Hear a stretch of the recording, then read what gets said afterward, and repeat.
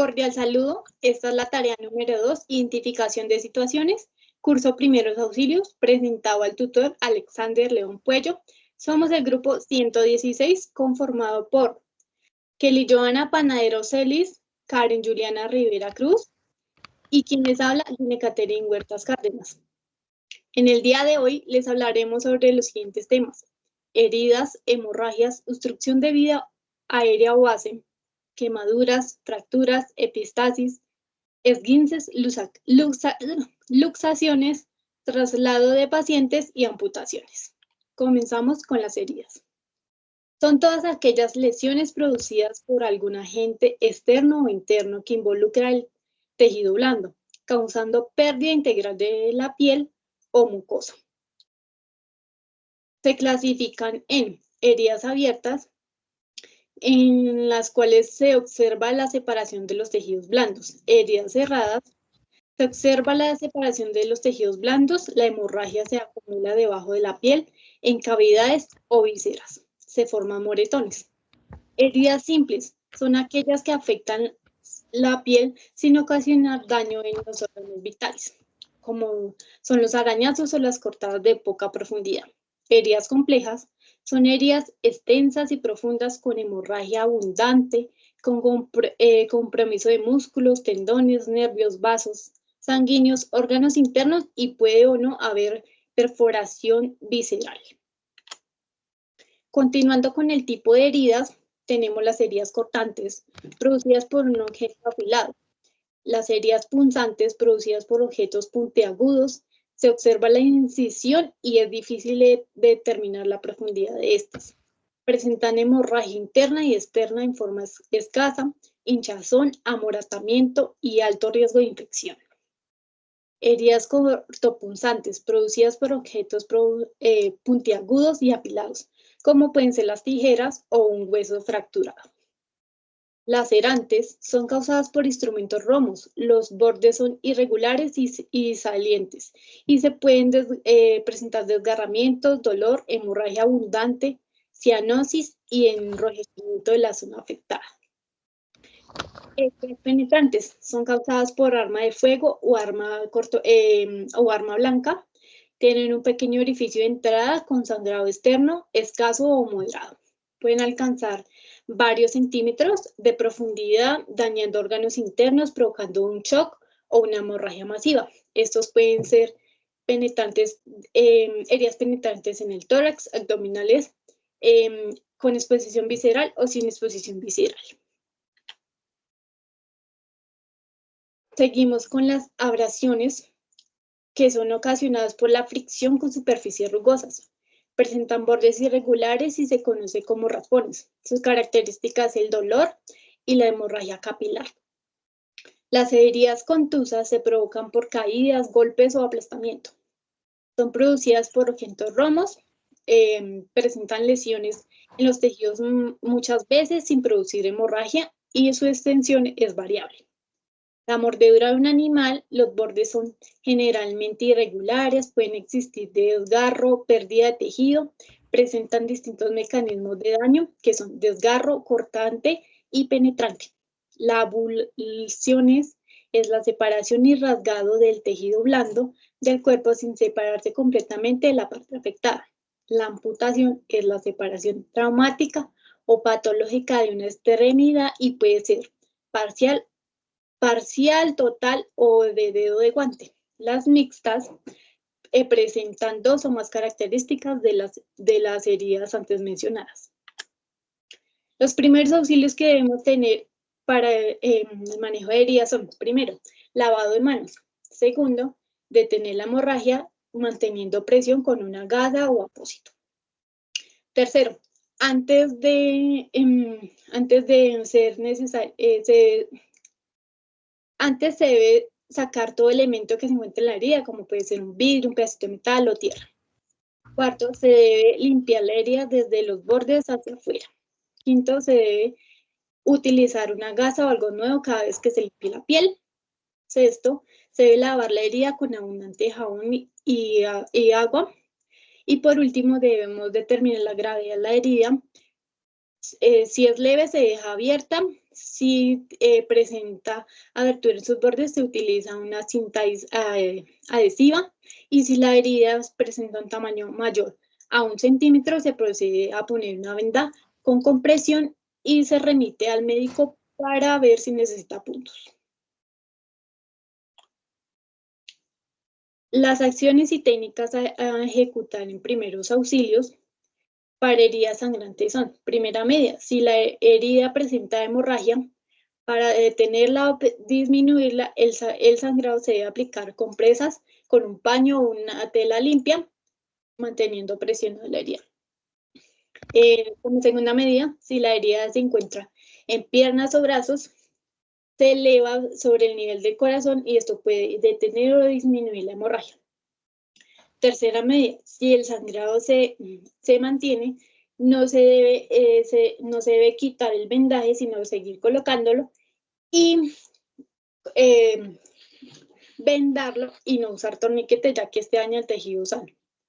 En las heridas no sangrantes se debe lavar con abundante agua y jabón, luego se debe cubrir con una compresa o una gasa de ser posible. No colocar algodón en la herida, ya que este se incorpora en el tejido, y la herida debe ser evaluada o valorada dentro de las 6 primeras horas de haber ocurrido. ¿Qué no se debe hacer? Si tenemos un objeto alojado, ya sea un cuchillo, navaja o cualquier otro objeto, no se debe retirar, sino se debe inmovilizar y proceder al traslado a un centro hospitalario. Nunca se debe hacer torniquete porque genera daños en el tejido sano. No se debe aplicar ningún remedio casero o sustancia como tierra, café, entre otros, porque produce infección, y no se debe descubrir la herida, ya que al estar en contacto con el ambiente se puede infectar, o si estamos deteniendo una hemorragia la volvemos a activar. El tratamiento para las heridas es retirar la ropa que cubre la herida, utilizar guantes de látex, limpiar con gasas y solución salina o agua potable para quitar el exceso de grasa y tierra que pueda haber, aplicar yodo para evitar infecciones, cubrir la herida con una gasa, no aplicar remedios caseros porque producen infecciones, no aplicar medicamentos antibióticos ya que pueden causar reacciones alérgicas. Continuamos con el siguiente tema, que son las hemorragias. La hemorragia es la salida en escaso o abundante cantidad por fuera de un vaso sanguíneo, una vena o una arteria. Estas se clasifican en, primero, hemorragias internas. Son aquellas en las que la sangre vierte hacia las cavidades internas del organismo después de una lesión traumática. Estas pueden ser en forma inmediata. Tenemos que tener en cuenta los siguientes indicativos para poderlas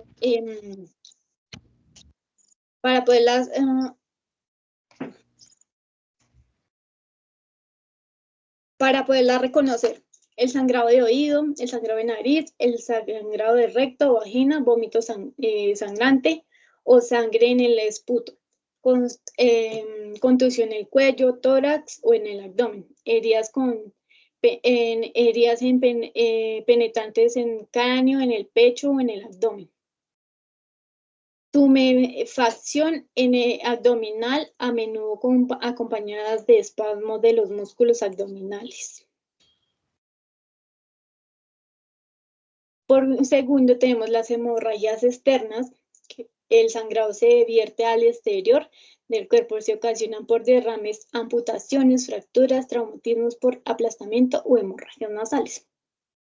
En tercer lugar tenemos las hemorragias exteriorizadas, se producen en el interior y toman contacto con el exterior por orificios naturales, conocidos como orificios naturales de circulación, como son las arterias, las venas y los vasos capilares. Según donde se producen, pueden ser hemorragias capilares. Estas se caracterizan por el sangrado en goteo de color rojo ladrillo y el enrojecimiento de la piel. La hemorragia venosa, su sangrado es continuo y de color rojo oscuro y espeso. Las hemorragias arteriales son abundantes o desbordantes de un color rojo claro brillante. Los síntomas para una hemorragia son la alteración del pulso, que puede ser rápido, de 100 latidos por minuto, débil, dificultando la palpitación o ausente. Respiración rápida, más de 20 respiraciones, piel pálida, fría y sudorosa. Pupilas dilatadas, alteración en nivel de conciencia, puede ser semiconsciente o inconsciente. Presentan mucha sed debido a la pérdida de líquidos, náuseas y vómitos. Los primeros auxilios para este caso son: primero, recueste o sienta a la víctima y evalúe el tipo de hemorragia. Controle la hemorragia haciendo presión directa fuerte durante 10 a 15 minutos. Si la sangre empapa la tela, no la retire, ponga encima otra y siga ejerciendo presión con el vendaje. Si no se detiene, eleve por encima de la altura del corazón los miembros para disminuir el sangrado y siga presionando. Cubra la herida con apósito o tela limpia. Presione la arteria que irriga en la zona. Traslade inmediatamente al paciente. Estos primeros auxilios lo que buscan es detener el sangrado, prevenir el shock y trasladar al paciente inmediatamente en una ambulancia. Las técnicas a ejecutar en este caso en primeros auxilios son asepsia, que es el lavado energéticamente de la herida con abundante agua y jabón. La presión directa, que se coloca en la herida, gasa, apósito, pañuelo limpio, presionando firmemente sobre la parte afectada, fijando con un vendaje. Elevación de la extremidad.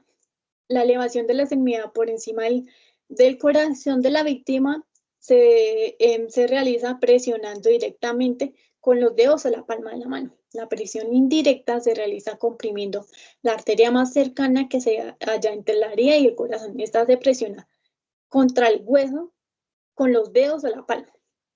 Crioterapia consiste en la aplicación de lienzos fríos y hielo envuelto.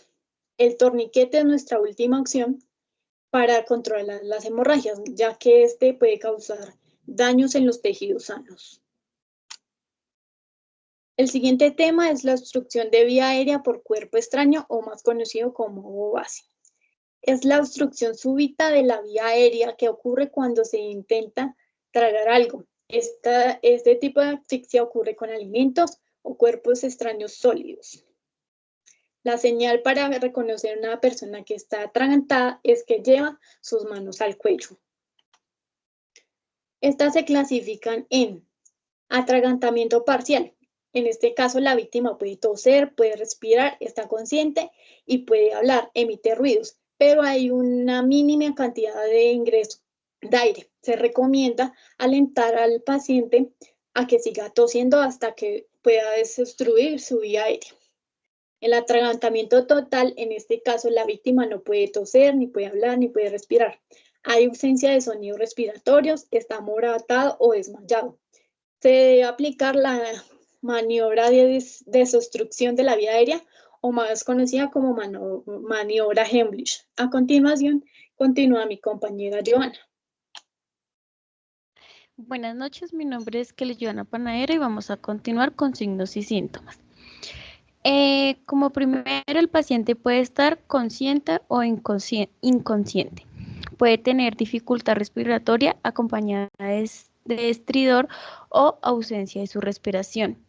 Una tos silenciosa o inafectiva con imposibilidad de que pueda hablar, mostrando el signo universal de atragamiento, que es pues sus manos en el cuello. Puede presentar una cara de angustia, no respira, no puede hablar, no puede emitir sonidos, no tose o si lo hace es muy leve y su piel se torna en un tono azulado. Las acciones y técnicas a ejecutar en los adultos. Como primero hay que preguntar a la persona si se está atorando. Estimúlela a toser con fuerza. Si la persona solo emite leves ruidos o no los emite, ubíquese detrás con un puño en el ombligo y la boca del estómago, como se muestra en la imagen. Realice compresiones abdominales fuertes y ascendentes hasta que se recupere. Si la víctima queda inconsciente, inicia maniobras de RCP. En los niños se debe realizar compresiones abdominales igual que en los adultos, pero con menos fuerza. Puede ubicar una rodilla en el suelo para tener más estabilidad y también puede aplicar golpes fuertes en la espalda. Si el niño puede hablar, estimúlelo a que él tosa.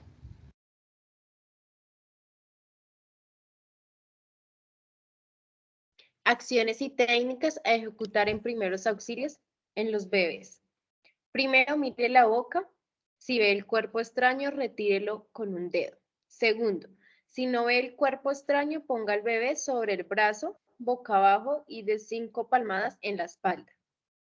Tercero, rote al bebé y aplique 5 compresiones en el centro del tórax.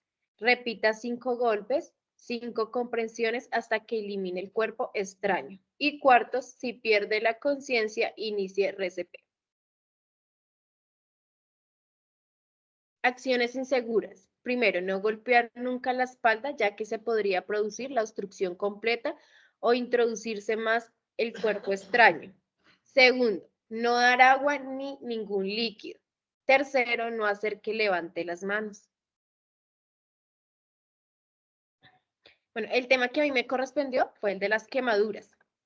Una quemadura es una lesión en los tejidos del cuerpo causada por el calor, sustancias químicas, electricidad, el sol o radiación. Clasificación. Hay 3 niveles de quemaduras. Está la quemadura de primer grado, que afecta solo la capa externa de la piel, causando dolor, enrojecimiento e hinchazón.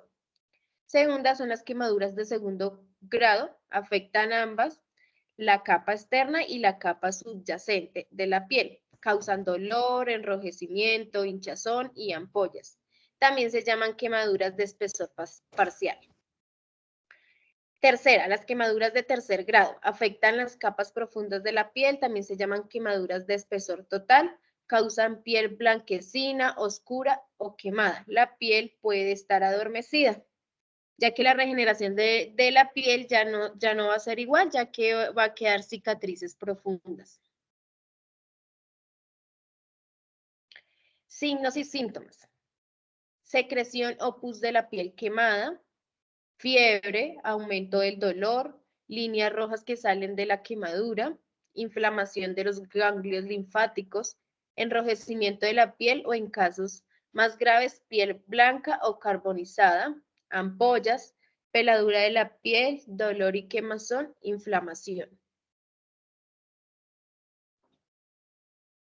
Las acciones y técnicas a ejecutar en primeros auxilios en quemaduras menores. La primera es dejar que correr agua fría sobre la zona de la quemadura. Agua fría no helada.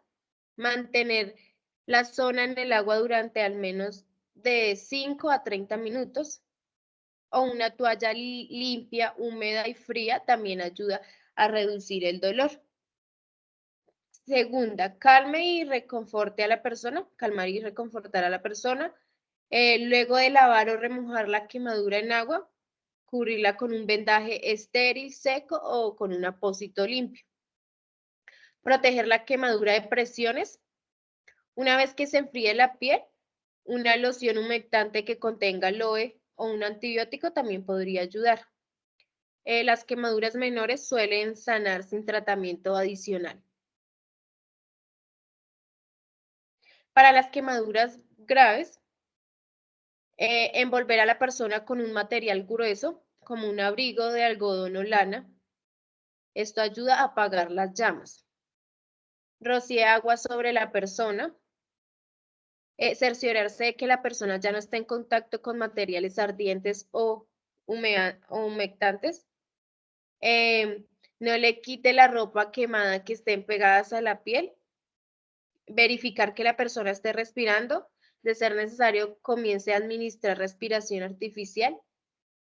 Cubrir la zona de la quemadura con un vendaje estéril o seco o una tela limpia. Una sábana es suficiente si la zona de la quemadura es extensa. No aplicar ningún ungüento. Evitar reventar cualquier ampolla causada por la quemadura. Si los dedos de las manos o de los pies sufrieron quemaduras, separárselas con compresas secas, estériles, elevar la parte del cuerpo quemada por encima del nivel del corazón y proteger la zona de presiones.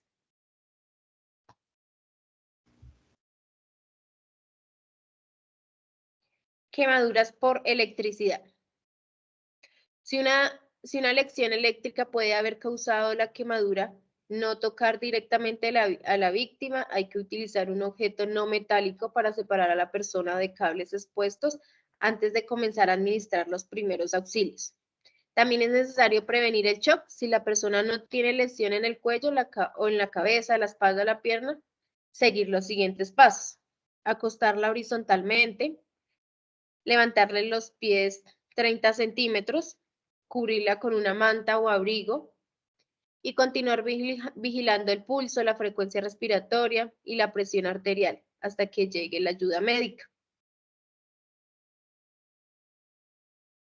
Acciones inseguras. Las cosas que no se deben hacer para las quemaduras incluyen no aplicar aceites, ni hielos, ni medicamentos, ni cremas, ni aceites en aerosol, ningún otro remedio casero en las quemaduras graves. No respirar, ni soplar, ni toser sobre la quemadura. No tocar la piel muerta o ampollada. No retirar la ropa que esté pegada a la piel. No administrar nada a la persona por vía oral si es una quemadura grave. No ponga una quemadura grave en agua fría, pues esto puede causar shock. No colocar una almohada debajo de la cabeza de la persona si hay quemaduras de la vía respiratoria, porque esto puede cerrarla.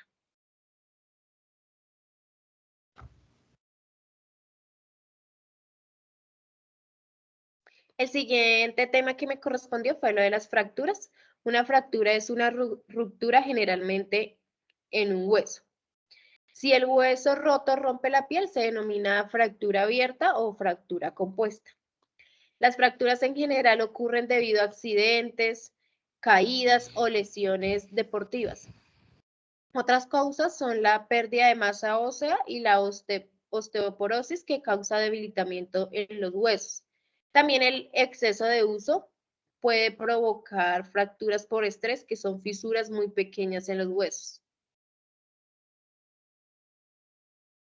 Clasificación.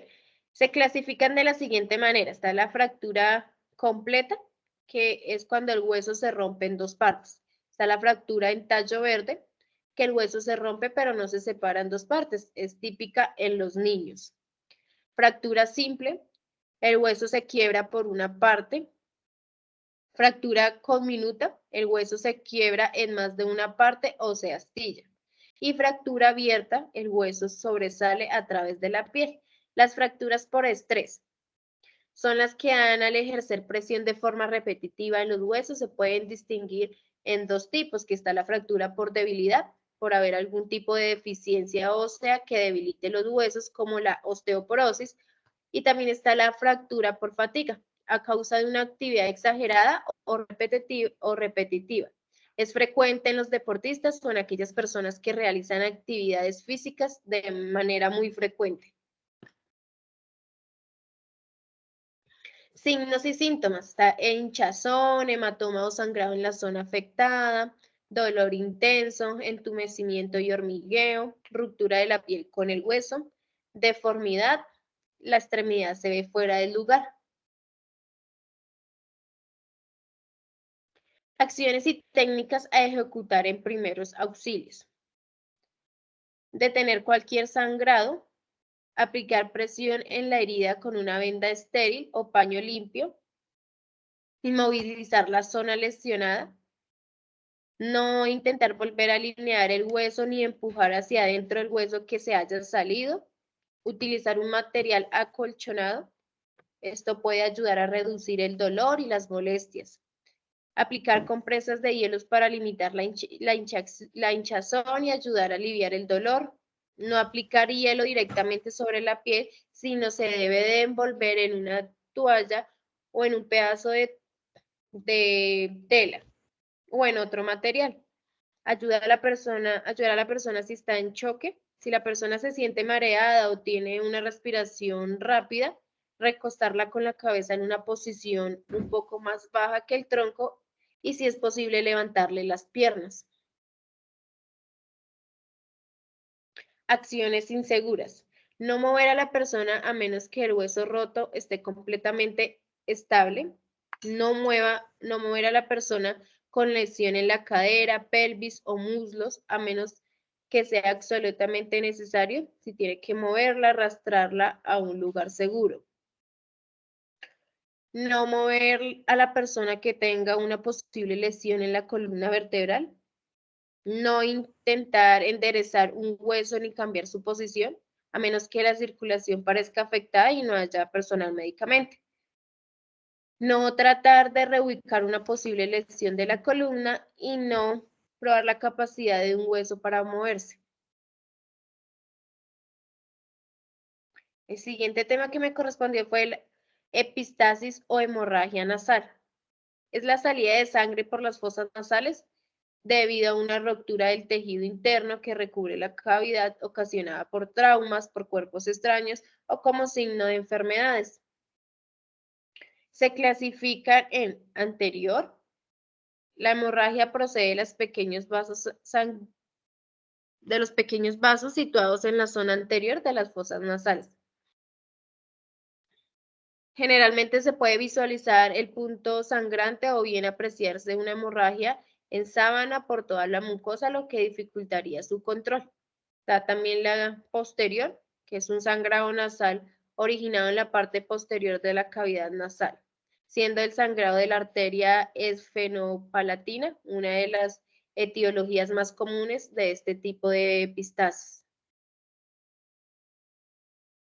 Causas locales: procesos infecciosos, inflamatorios, nasales, anomalías sectales como desviaciones o perforaciones del tabique nasal, tumores malignos de las fosas y senos paranasales, cuerpos extraños intranasales, traumas nasales, faciales, accidentales o quirúrgicos, rinitis seca y atrófica. Signos: nariz hinchada, piquiña, rinitis, sentir la zona caliente.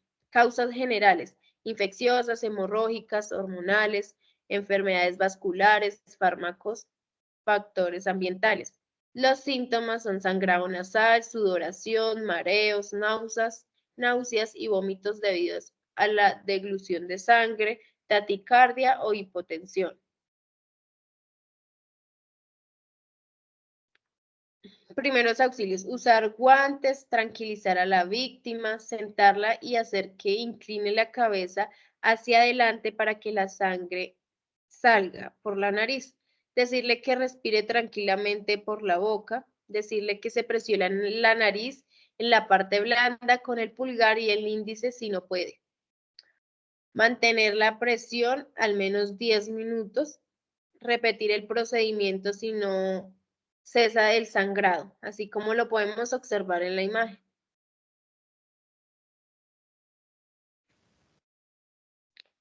¿Qué hacer? Sentarse, inclinar la cabeza levemente hacia adelante, respirar por la boca y apriete la nariz con el dedo pulgar e índice debajo del hueso. ¿Qué no hacer? No introduzca objetos en las fosas nasales. Si hay algún cuerpo extraño, no lo retire. No permitir que el paciente se suene, puede remover los coágulos y esto aumentaría la hemorragia. No le permita exponerse al sol y la persona afectada no debe de hacer ejercicio. ¿Cuándo acudir al médico? Las hemorragias nasal cuando duran más de 10 a 15 minutos, cuando el sangrado parece excesivo. Pasa por la garganta una gran cantidad de sangre que puede producir vómito. Cuando el sangrado comenzó después de un golpe en la cabeza. Cuando se presenta sensación de debilidad o mareo. O cuando se presenta dificultad para respirar. Los tipos de tratamiento son presión digital, cauterización, taponamiento anterior, taponamiento posterior e intervención quirúrgica. Bueno, continuamos con el siguiente tema que son esguinces. Estos son un estiramiento o rasgadura de los ligamentos, del tejido fibroso que conecta los huesos y las articulaciones. Estos se clasifican en 3 grados. Tenemos el esguince de grado 1, que es el leve. Este es un estiramiento ligero y un poco de daño a las fibras del ligamento. El esguince de grado 2, que es el moderado, es un desgarre parcial del ligamento. Hay un aflojamiento de laxitud anormal en la articulación cuando se mueve de ciertas maneras.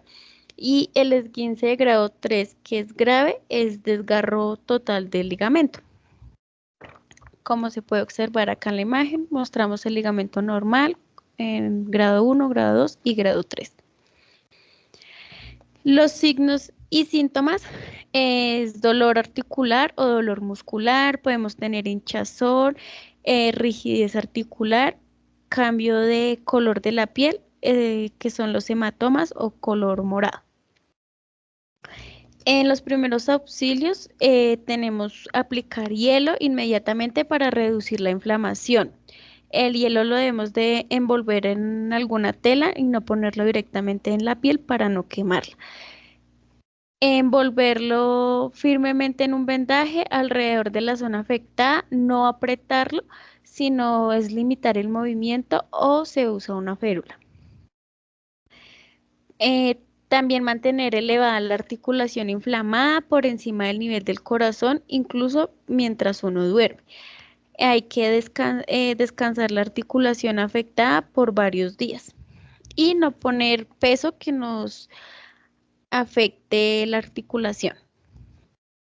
Como acciones inseguras, lo que les decía, no poner peso sobre la articulación porque nos puede empeorar la lesión, y no mandarse a sobar porque esto nos puede generar un daño mayor. Tenemos las luxaciones, que son una lesión en que una articulación se desplaza de su posición normal. Se clasifican en 2. Las luxaciones pueden ser abiertas, que la piel está desgarrada, o cerradas, la piel no está desgarrada. Los tipos de luxaciones tenemos agudas, que se presentan con un traumatismo moderado a fuerte y no existen antecedentes de otras lesiones, por lo que no tendrán complicaciones. Las crónicas se presentan cuando un hueso sale de la articulación y existe un antecedente de lesión con cicatriz. Por esta razón es más complicado acomodar el hueso en su posición original. Las recidivantes se trata de una luxación recurrente en una articulación, una situación común en los deportistas. Y las habituales, que se dan en personas con patología articular que sufren de estas luxaciones, es decir, padecen enfermedades que afectan a los ligamentos y otras estructuras, por lo tanto las luxaciones son más frecuentes. Como signos y síntomas, se puede presentar un dolor intenso, especialmente si usted intenta usar la articulación o poner peso en ella. Estar limitado en el movimiento, estar inflamado o con hematoma, estar visiblemente fuera del lugar, de color diferente o deforme, como se muestra en esta imagen. En primeros auxilios, lo que primeramente se debe hacer es llamar a emergencias. Si la persona tiene una lesión grave, revise las vías respiratorias, la respiración y la circulación. De ser necesario, comience a dar RCP o control del sangrado. Si la piel está rota, tome las medidas para prevenir una infección. No se debe soplar sobre la herida. Se debe enjuagar suavemente con agua limpia para retirar cualquier suciedad visible. Entablillar o colocar un cabestrillo en la articulación lesionada en la posición en la que se encontró. No se mueve la articulación. Como acciones inseguras, no se debe mover la persona a menos que la lesión esté completamente inmovilizada. No mueva a una persona con una lesión en la cadera, la pelvis o los muslos a menos que sea absolutamente necesario. No intente enderezar un hueso ni una articulación deformado, ni trate de cambiarlos de posición. En el traslado el siguiente tema es traslado de pacientes. El traslado de pacientes se refiere a las técnicas manuales y mecánicas que se realizan para trasladar a una víctima desde el lugar del accidente hasta un servicio de urgencias. La clasificación. Tenemos medios mecánicos, métodos manuales, métodos improvisados, que puede ser traslado en camilla, traslado en silla de ruedas, traslado de pacientes en la misma cama, o con traslado en bastones o muletas, o ya con ayuda de un equipo más grande. Tenemos métodos manuales, métodos improvisados. Las acciones y técnicas a ejecutar en primeros auxilios. Debemos primero utilizar los músculos mayores, tener la espalda recta, separar las piernas, acercar tu peso hacia la cama o hacia la camilla, adaptar tu altura a la cama o a la camilla, no levantar el peso. El paciente debe ayudar utilizando la parte sana del cuerpo siempre que pueda. Utilizar siempre el calzado adecuado, abrochado y de poco tacón para más seguridad. En acciones inseguras, no arriesgar tu vida en forma suicida o peligrosa. No mover al paciente sin evaluar los posibles peligros alrededor. No realizar movimientos bruscos o innecesarios. No olvidar comunicarte con la víctima. No descuidarles la inmovilización de fracturas o lesiones. Continuando, seguimos con las amputaciones, que estas se definen como la extirpación traumática o quirúrgica total o parcial de una extremidad o parte de ella. Se clasifican en tres, que son traumática, que es la pérdida de parte del cuerpo por un accidente o una lesión. Las vasculares, que son presentadas por un mal funcionamiento de la irrigación sanguínea, que hace que la piel se muera o la parte del cuerpo se muera y hay que hacer una amputación quirúrgica. O por enfermedades las cuales, como la diabetes, no tienen una cicatrización rápida y correcta en algunas ocasiones y se infectan y hay que realizar una amputación como tal. Sus signos y síntomas son dolor, hinchazón, enrojecimiento, ardor alrededor de la herida, sangrado desorbitante. Las acciones y técnicas. Entonces, en las acciones tenemos primero tranquilizar a la víctima, cohibir o detener el sangrado o hemorragia, conservar la parte apuntada correctamente. En este caso se puede realizar un torniquete, pero tiene que hacerse 4 dedos por encima del corte, la amputación, y de una forma que se pueda soltar cada 5 minutos para que permita la irrigación sanguínea y no se genere una muerte en el tejido sano.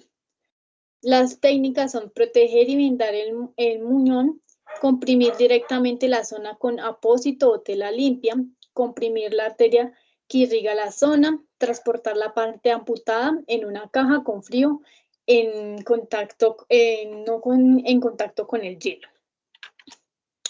Las acciones inseguras son la inadecuada presión de la hemorragia. Si lo hacemos quitando y poniendo los apósitos, no se debe hacer. Tiene que ser constante la presión. No proteger la parte amputada correctamente. En este caso, como se observa en la imagen, la pusieron en contacto con el hielo y debe ser sin tener contacto. Se coloca dentro de una caja o una bolsa primero. Después se añade en otra el hielo con el agua. Y no llamar inmediatamente a los servicios de emergencias como última acción insegura. Muchísimas gracias, esto fue todo. Gracias. Muchas gracias.